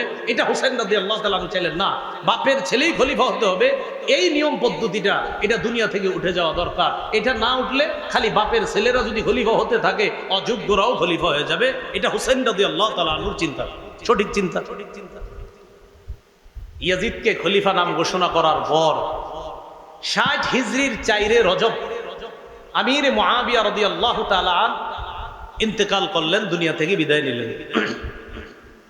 আমির মুআবিয়া ইন্তেকাল করছে যেদিন, সেদিন তখন তার ছেলে ইয়াজিদ, তখনও তিনি দামেস্কে ছিলেন না। তিনি তার বাবার মৃত্যুর সংবাদ পেয়ে আসতে আসতে দেখে জানাজা হয়ে অলরেডি আমিরে মুআবিয়াকে দাফন করা হয়ে গিয়েছে। বাকি এতটুকু জানছে যে তাকেই খলিফা হিসেবে নাম ঘোষণা করে গেছে। ইয়াজিদ খলিফা হওয়ার পর চারদিকে চিঠি পাঠাইতে লাগলো, মোটামুটি সবাই আস্তে আস্তে তার খেলাফত মেনে নিতে লাগলো। প্রায় আপনার বড় বড় সাহাবীরাও তার খেলাফত মেনে নিতে লাগলো। তবে মক্কা এবং মদিনায় যারা আছে এদের মধ্যে বড় বড় কিছু সাহাবা তার খেলাফত মেনে নিচ্ছে না। হুসাইন রাদিয়াল্লাহু তাআলা আনহু ইয়াজিদ যে খলিফা হিসেবে অযোগ্য এটা উনি অস্বীকার করে না। তবে ইয়াজিদের খেলাফত প্রতিষ্ঠিত হয় নাই পরিপূর্ণভাবে, এটা হুসাইন রাদিয়াল্লাহু তাআলা আনহুর দাবি। এবং তার দাবি হলো না, বাপের ছেলেই খলিফা হওয়া, এই পন্থাটা, এই পদ্ধতি দুনিয়া থেকে রহিত করতে হবে। এজন্য হুসাইন রাদিয়াল্লাহু তাআলা আনহু সোজা কথা, ইয়াজিদের খেলাফত আমি মানি না। আব্দুল্লাহ ইবনে আব্বাসও মানেন নাই, আব্দুল্লাহ ইবনে ওমর মানেন নাই, আব্দুর রহমান ইবনে আবু বকর তিনিও মানেন নাই, আব্দুল্লাহ ইবনে জুবায়ের তারা কেউ মানেন নাই। এদেরও বুঝে আসছে। ইয়াজিদ চিন্তা করলো, আমারে সারা দুনিয়া যদি খলিফা মানে আর এই বড় বড় 5 সাহাবী যদি না মানে, তো আমার তেমন কোনো ভ্যালু থাকবে না। মনে রাখবেন তখন কুফার গভর্নর যিনি, তার নাম নু'মান ইবনে বশীর রাদিয়াল্লাহু তাআলা, কুফার গভর্নর। বসরার গভর্নর যিনি ছিলেন তখন উবাইদুল্লাহ ইবনে জিয়াদ। আর মদিনার গভর্নর যিনি ছিলেন তার নাম হলো ওয়ালিদ ইবনে উতবা। ইয়াজিদ খলিফা হওয়ার পর ওয়ালিদ ইবনে উতবার কাছে চিঠি পাঠাইলো, তুমি যেইভাবে হোক, যেই পদ্ধতি হোক, তাড়াতাড়ি হুসাইন, আব্দুল্লাহ ইবনে জুবায়ের, আব্দুল্লাহ ইবনে ওমর, আব্দুল্লাহ ইবনে আব্বাস এদের থেকে তাড়াতাড়ি বায়াত নাও। এদের থেকে যদি বায়াত না নাও তাহলে কিন্তু আমার অবস্থা তেমন ঠিক হচ্ছে না। তাড়াতাড়ি এদের থেকে আমার পক্ষে বায়াত নাও। এতটুকু বুঝে আসছে। কুফা থেকে তখন শত শত চিঠি আসতে লাগলো হুসাইন রাদিয়াল্লাহু তাআলা আনহু। হুসাইনকে চিঠিতে লিখতেছে, নবীর নাতি, আপনি হযরত আলীর সন্তান, আপনার মতো যোগ্য ব্যক্তি থাকতে ইয়াজিদকে আমরা কেউ খলিফা হিসেবে মেনে নিতে পারছি না। কুফার জনগণ আমরা কেউ তাকে খলিফা হিসেবে মানব না। কুফায় 1,00,000 লোক রেডি আছে ইয়াজিদের বিরুদ্ধে লড়াই করার জন্য, আপনি আমাদের কাছে চলে আসেন। কয় লাখ? 1 লাখ। হুসাইন এই চিঠি পায়া চিন্তা করলো, আসলে কি 1 লাখ লোক আছে? হযরত হুসাইন রাদিয়াল্লাহু তাআলা আনহু দেখলেন আসলেই তো বিশাল একটা জনগোষ্ঠী ইয়াজিদকে এখনো খলিফা মানে না। আসলে কি জানেন, ওই সাবাইরা আলী রাদিয়াল্লাহু তাআলা আনহুরে যেইভাবে হত্যা করছে, তাদের টার্গেট হুসাইনকেও নিয়ে হত্যা করা, এটা তাদের টার্গেট। হুসাইন রাদিয়াল্লাহু তাআলা আনহুর কাছে এদিক দিয়ে চিঠি, এদিক দিয়ে গভর্নর হাউসে, মদিনার গভর্নর হাউসে ডাক পড়ছে। কার? আব্দুল্লাহ ইবনে জুবায়ের, হুসাইন তাদের ডাক পড়ছে। আব্দুল্লাহ ইবনে জুবায়ের এবং হুসাইন রাদিয়াল্লাহু তাআলা আনহু গভর্নর হাউসে গেছে, যাওয়ার পর সরাসরি বলে ফেলছে অসম্ভব, ইয়াজিদের পক্ষে বায়াত হওয়া আমার পক্ষে সম্ভব না।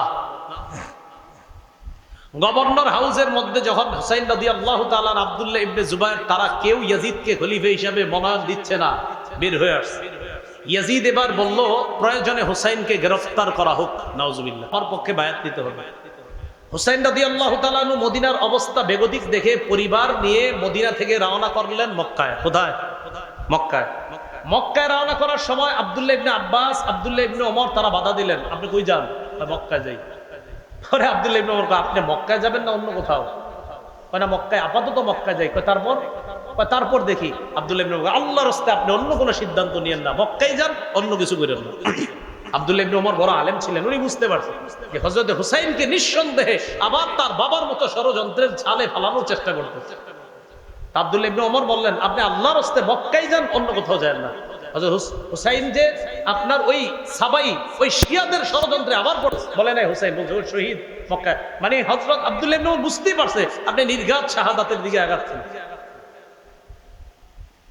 হযরত হুসাইন রাদিয়াল্লাহু তাআলা আনহু বিদায় নিলেন আব্দুল্লাহ ইবনে ওমরের কাছ থেকে। আব্দুল্লাহ ইবনে আব্বাস বলছে, কোথায় যান? আপাতত মক্কায়। আপনার অন্য কোনো উদ্দেশ্য আছে? সেখানে গিয়ে সিদ্ধান্ত নিব। আসলে হযরত হুসাইন মনে মনে মোটামুটি সিদ্ধান্ত যে কুফাবাসীর যেহেতু চিঠি আসতেছে, দেখি কুফায় যাওয়া যায় কিনা। রওনা করলেন মক্কায় পরিবার নিয়ে।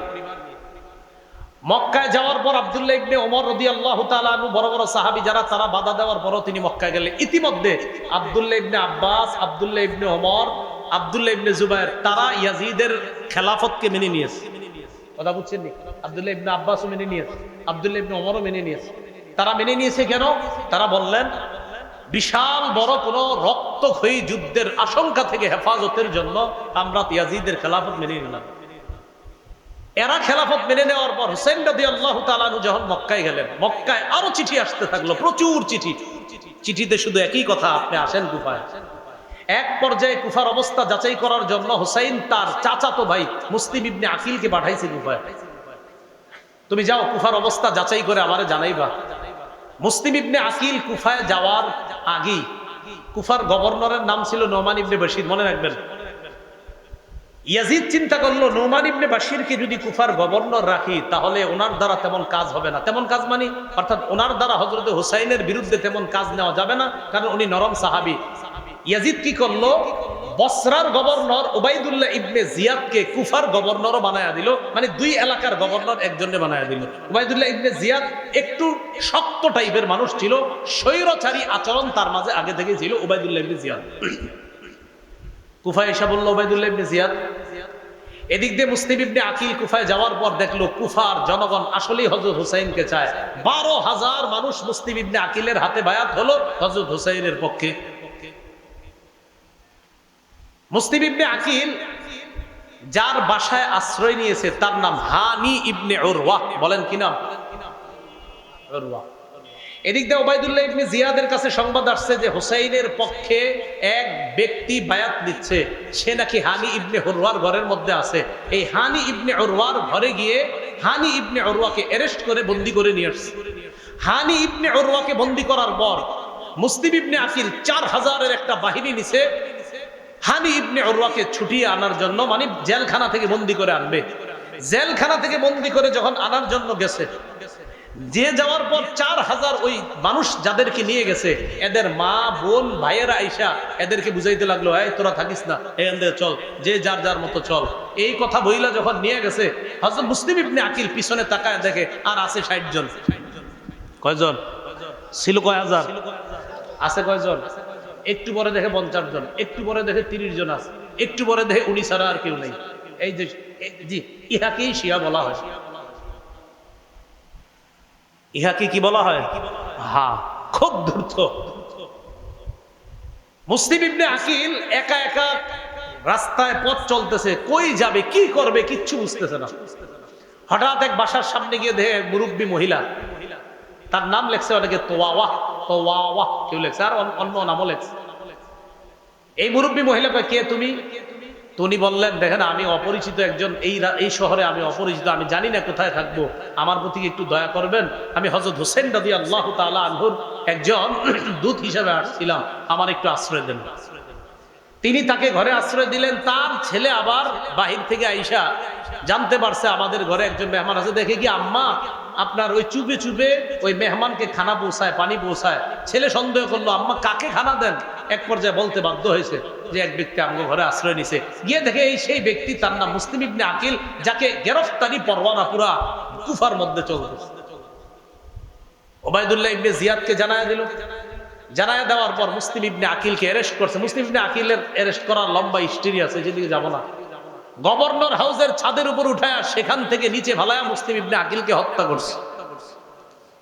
মুসলিম ইবনে আকিলকে হত্যা করার আগে আর শাস নামে এক ব্যক্তিকে মুসলিম ইবনে আকিল কানে কানে বলছে, আহারে নবীর নাতি হুসাইনকে আমি চিঠি পাঠিয়ে দিছি কুফায় আসার জন্য, যদি পারেন মেহেরবানি করে আপনি তাড়াতাড়ি খবর পাঠান নবীর নাতি হুসাইন যেন কুফায় না আসে। খবর কিন্তু পাঠাই দিছে কুফায় আসতে। এবার আবার বলছে খবর পাঠায় দিয়ে বলেন যেন না আসে। ইতিমধ্যে হুসাইন রাদিয়াল্লাহু তাআলা আনহু মুসলিম ইবনে আকিলের চিঠি পায়া রওনা করে ফেলছে। রওনা করার সময় পদে পদে সাহাবায়ে কেরাম বাধা দিচ্ছে, আপনি কুফায় যায়েন না, নিরাপদ মনে হচ্ছে না। কয় কুফার জনগণ তো প্রস্তুত। আমরা বিশ্বাস করি না, আপনার বাবার সাথে এরা গাদ্দারি করছে, আপনার সাথে গাদ্দারি করবে বলেই আমাদের বিশ্বাস। হুসাইন রাদিয়াল্লাহু তাআলা আনহু রওনা করলেন। প্রশ্ন জাগে, কেন রওনা করলেন? এর উত্তর হলো, হযরত হুসাইন রাদিয়াল্লাহু তাআলা আনহুর চিন্তা হলো যে আমি যদি এই মুহূর্তে কুফায় না যাই, এটা হবে একটা হাজার হাজার মানুষ আসলেই যদি ইয়াজিদের খেলাফত মেনে না থাকে তাহলে কি করা।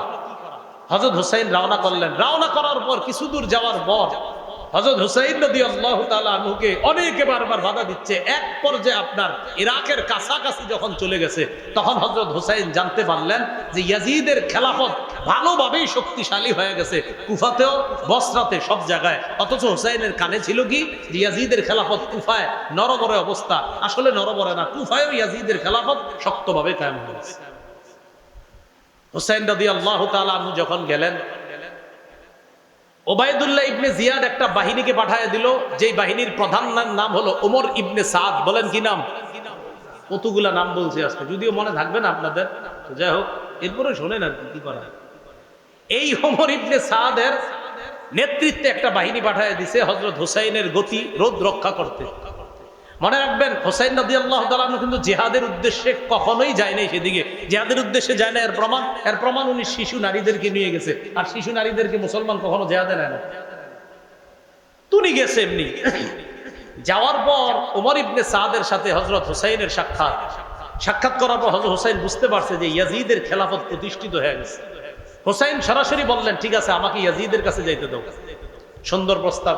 এই ইতিহাস এই জায়গায় বলে আপনার যে হযরত হুসাইন বলছে আমাকে ইয়াজিদের কাছেই যাইতে দাও, আমি দেখি ওখানে যে ইয়াজিদের কাছে আমি নিজেকে সুপুর্দ করে দিব, আমি প্রয়োজন মাফিক ইয়াজিদের হাতে আমি প্রয়োজনে বায়াত হব, আমাকে ইয়াজিদের কাছে যাইতে দাও, সেখানে আমার তার সাথে কথা আছে। ওবায়দুল্লাহ ইবনে জিয়াদ যে কুফার গভর্নর, সে কি করলো, ওমর ইবনে সাদকে বলল হুসাইনকে যে কোনো মূল্যে গ্রেফতার করো। একটু তেরা টাইপের লোক। হযরত হুসাইন যখন দেখলো না আমাকে যে কোনো মূল্যে গ্রেফতার করতে চায়, তখন তিনি তিনটা প্রস্তাব রাখলেন হযরত হুসাইন। এক, আমাকে মক্কায় ফিরে যেতে দাও, যেখান থেকে এসেছি সেখানে। দুই, আমাকে ইয়াজিদের সাথে সাক্ষাৎ করতে দাও। 3, অথবা মুসলমানদের কোন রাষ্ট্রে চলে যেতে দাও, সেখানে অন্য সাধারণ মুসলমানদের মতো আমি জীবন যাপন করব। এই 3টা প্রস্তাব মনে রাখবেন। হযরত হুসাইন যখন দেখলেন যে আমাকে গ্রেফতার করতেই চায় উবাইদুল্লাহ ইবনে জিয়াদ, উনি 3টা প্রস্তাব দিলেন। 1, ইয়াজিদের সাথে সাক্ষাৎ করতে দাও। 2, মক্কায় ফিরে যেতে দাও। 3, ইসলামী রাষ্ট্রের কোন সীমানায় পৌঁছায় দাও, আমি সাধারণ মুসলমানদের মতো জীবন যাপন করব। এই কথা শোনার পর উবাইদুল্লাহ ইবনে জিয়াদ তার যে বাহিনী পাঠাইছে, ওই বাহিনীর মধ্যে প্রধান ছিল ওমর ইবনে সাদ, আরেকজনের নাম ছিল শিমার। কি নাম? শিমার।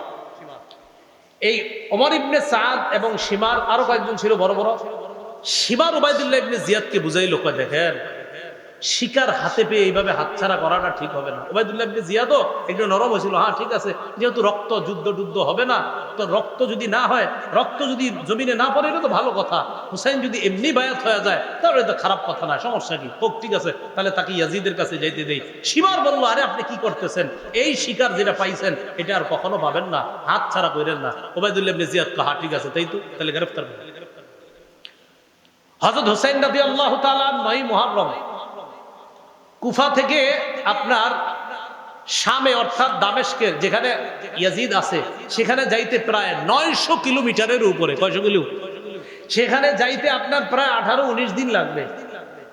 সেখানে মাত্র 5 দিন রাস্তা অতিক্রম করার পর প্রায় 45 অথবা 72.5 কিলোমিটার রাস্তা, 45 মাইল 72.5 কিলো আর কি, মাইল আর কিলো তো আপনারা জানেন পার্থক্য আছে। 45 মাইল 72.5 কিলোমিটার অতিক্রম করার পর 10ই মুহররম কারবালার প্রান্তরে গিয়ে উপস্থিত হয়, অথবা 9ই মুহররম রাতের আগেই সেখানে উপস্থিত হয়। উপস্থিত হওয়ার পর ওমর ইবনে সাদের নেতৃত্বে সেখানে তাদের দলবল রেডি। হযরত হুসাইনের সাথে মাত্র 72 জন। হুসাইন রাদিয়াল্লাহু তাআলা আনহু বুঝতে পারলেন যে আমাকে কোনোভাবে ইয়াজিদের কাছে আর যেতে দেওয়া হবে না। 10ই মুহররম সকালবেলা ফজরের নামাজ, এই নামাজে ওমর ইবনে সাদ তার নেতৃত্বে দলবল নিয়ে উপস্থিত ফজরের নামাজ পড়ল। কোন কোন বর্ণনাকারী ঐতিহাসিকরা লেখছে এরাও হযরত হুসাইনের ইমামতিতে ফজর পড়ছে। হযরত হুসাইন ইমামতি করছে, ওই বিরোধী দলও তারা হযরত হুসাইনের ইমামতিতে নামাজ পড়ছে। কারবালার প্রান্তরে ফজরের নামাজের পর যুদ্ধের ঘোষণা হলো। এর আগের দিনের রাতের ব্যাপারে ঐতিহাসিকগণ কিছু কথা লেখছে। হযরত হুসাইন তাঁবুর মধ্যে ঘুমায় আছে, কিছু স্বপ্ন দেখছে। তার বোন পাশে ছিল, স্বপ্ন দেখার পর হঠাৎ উঠে উঠছে। বোন জিজ্ঞাসা করছে, ভাইজান কি হয়েছে? হযরত হুসাইন বললেন, কিছু না।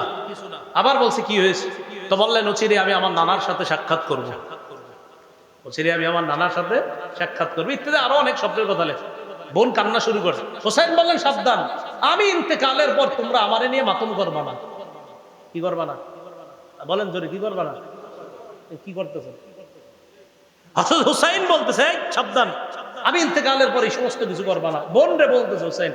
তো হুসাইনের অনুসরণ দাবি কইরা, হযরত হুসাইনের অনুসরণ যদি করেন যে আমরা তার আশেক দাবি করে উল্টা পাল্টা যদি তাকে কেন্দ্র করে আমরা করি, এটা হযরতে হুসাইনের প্রতি মহব্বত হবে না, এটা বরং ওই সাবাই গোত্র যে মিশন বাস্তবায়ন করতে চেয়েছে, ওই মিশন বাস্তবায়নের একটা প্রতিফলন এই যুগেও ঘটে।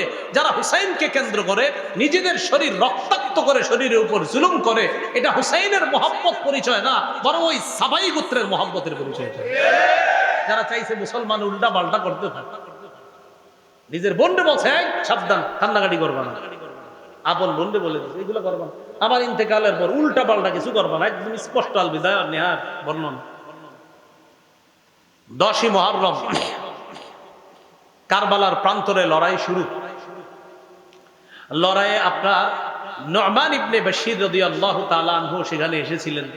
না, নু'মান ইবনে বাশির না, আপনার ওই প্রান্তরের মধ্যে হুর ইবনে জিয়াদ তিনিও এসেছিলেন। এই হুর ইবনে জিয়াদ যখন দেখলেন নবীর নাতির বিরুদ্ধে আমরা অস্ত্র উঠাই দিয়েছি, অনেক মায়া লেগে গেছে, তিনি জোরে একটা চিৎকার দিলেন, এই তোমরা কার বিরুদ্ধে লড়াই করতেছো? এ তো মুহাম্মদ সাল্লাল্লাহু আলাইহি সাল্লামের নাতি। উনি তার দল ছেড়ে হযরত হুসাইনের দলে যোগ দিছে কয়েকজন নিয়ে। তো তিনিও লড়াই করতে করতে শহীদ হয়ে গেছে। হযরত হুসাইনের সাথে যারা ছিল আস্তে আস্তে সবাই শহীদ হয়ে গেছে। হযরত হুসাইনের সন্তান আব্দুল্লাহ, আরে নাবালেগ শিশু বাচ্চা, এই বাচ্চাটাকে শহীদ করে দেওয়া হয়েছে। হযরত হুসাইন একা কারবালার প্রান্তরে। কারবালায় হযরত হুসাইন যখন একা, বিপরীত পক্ষ সৈন্য যারা, তাদের মাঝে কেউ সাহস করতেছে না হযরত হুসাইনকে হত্যা করার জন্য। হযরত হুসাইনের ব্যাপারে ঐতিহাসিকগণ লেখছেন, উনি যখন একা লড়াই করতেছিলেন মনে হচ্ছিল যেন হাজারো যোদ্ধার শক্তি নিয়ে লড়াই করতেছিলেন একা। তো এক পর্যায়ে উনি নিস্তেজ হয়ে এক জায়গায় বসা, কেউ তার উপরে তরবারি উঠানোর জন্য সাহস করতেছে না, কারণ প্রত্যেকের চিন্তা যে আমার তরবারি দ্বারা যেন নবীর নাতির শহীদ না হয়। প্রত্যেকের যে না, ও মা, আমার তরবারি যেন নবীর নাতির উপরে না পড়ে, প্রত্যেকেই ভয় পাইতেছে যে না আমি না। আরেকজন কয় আরে তুমি করো, প্রত্যেকেই বলতেছে না অন্যজন। শিবার চিন্তা করে দেখলো ঘটনা কি, কেউ হত্যা করতেছে না কেন। হঠাৎ বললো আচ্ছা তোমরা দুশ্মনের উপর অস্ত্র চালাচ্ছ না কেন। সীমারের এই কথা শুই না, আরেকজনের নাম সিনান। এই সীমারের কথায় সিনান, কেউ কেউ আরেকজনের নাম লেখছে আপনার। তারা দুইজনে মিলে, একজন অস্ত্রের আঘাত করছে, আরেকজন বর্ষার আঘাত করে হযরত হুসাইনের দেহ থেকে, কল্লা থেকে মস্তক আলাদা করে দিচ্ছে কারবালার প্রান্তরে। হযরত হুসাইন রাদিয়াল্লাহু তাআলা আনহু শহীদ হয়ে গেলেন কারবালার প্রান্তরে। হযরত হুসাইন রাদিয়াল্লাহু তাআলা আনহুর শাহাদাত, এটা কেন্দ্র করে আমরা যে বিষয়গুলো বুঝি, যে সর্বশেষ তিনি চেয়েছিলেন ইয়াজিদের সাথে দেখা করার জন্য, তিনি মক্কায় ফিরে যেতে চেয়েছিলেন, তিনি চেয়েছিলেন ইসলামী কোনো রাষ্ট্রে চলে যাওয়ার জন্য।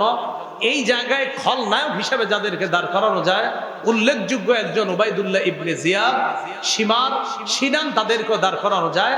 আর ইয়াজিদের সেই ঘোষণা যে উবাইদুল্লাহ ইবনে জিয়াদকে বলেছিল যে শোনো, আমার বিরোধিতা যেই করবে তাকে অ্যারেস্ট করবা, তাকে গ্রেফতার করবা, যাকে আমার বিরুদ্ধে বাবা তাকে অ্যারেস্ট করবা।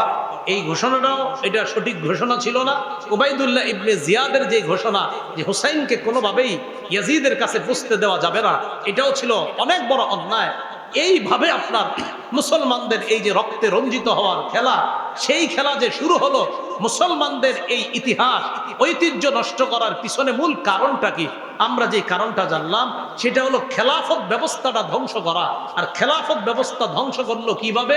দেখলো মুসলমানদের একতা, এই একতা নষ্ট যারা করলো, ওই তারাই মুসলমানদের হাতে মুসলমানদের রক্ত রঞ্জিত হওয়ার ইতিহাসটা রচনা করছে। মুসলমান কখনো মুসলমানকে অস্ত্র চালাইতো না, ওই সাবাইরা এটা শুরু করলো। এইভাবে আস্তে আস্তে আপনার স্পেন শাসন করলো 800 বছর। এই স্পেনও শাসন 800 বছর করার পর মুসলমানরা এক ষড়যন্ত্রের শিকার হয়ে স্পেন হাতছাড়া করলো। ভারত উপমহাদেশ প্রায় 400 বছর শাসন করলো, এখানেও মুসলমান ষড়যন্ত্রের শিকার হলো। মূল কথা মনে রাখবেন, মুসলমান ঐক্যবদ্ধ জাতি হিসাবে থাকতে হবে। তৃতীয় পক্ষের ষড়যন্ত্রে মুসলমান যখনই কান দিবে, তখন মুসলমান বিপদে পড়বে। মুসলমানদের একতা নষ্ট হয়ে গেলে তখন এই মুসলমানদের বিজয়ের পরিবর্তে পরাজয়ের গালিব গ্রহণ করতে হবে। এই জন্য আমরা সবাই আজকের ইতিহাস থেকে যে বিষয়টা জানলাম, সবচেয়ে বেশি জরুরি এখন আমাদের একতা। কি দরকার বলেন তো? একতা। একতা হবে কিভাবে? আমার পাশে আরেক হুজুরের বয়া দেন, উনি আমার বিরুদ্ধে কয়, আমি ওনার বিরুদ্ধে কই, তো লাভ কি? এমনি আর একতা হবে কিভাবে?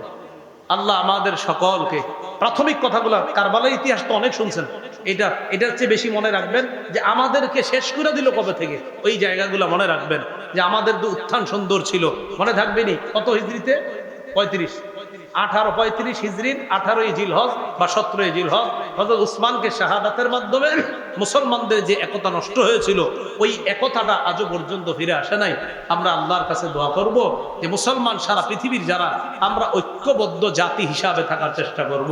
আল্লাহ পাক রব্বুল আলামিন আমাদের সকলকে আজকে যে কথাগুলো জানলাম, একতা যেন আমরা অর্জন করতে পারি, আল্লাহ তৌফিক দান করেন। আমিন। ওয়া আখিরু দাওয়ানা আলহামদুলিল্লাহি রাব্বিল আলামিন।